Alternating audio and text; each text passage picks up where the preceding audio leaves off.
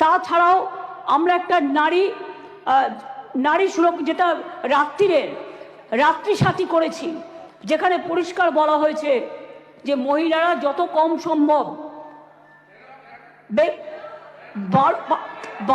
12 ঘন্টা ডিউটি করবে। যদি এমার্জেন্সি থাকে তার ডিউটি ডাক্তার বাড়াবে। তার কারণ মেয়েদের মনে রাখতে হবে কেন করেছি সেটা আমাদের ব্যাপার, আপনি কেন কথা বলছেন? আমরা এই কারণে করেছি মেয়েদের সুরক্ষার জন্য। যারা রাতে কাজ করতে চায় তারা allowed. Problem, please listen carefully, please listen carefully.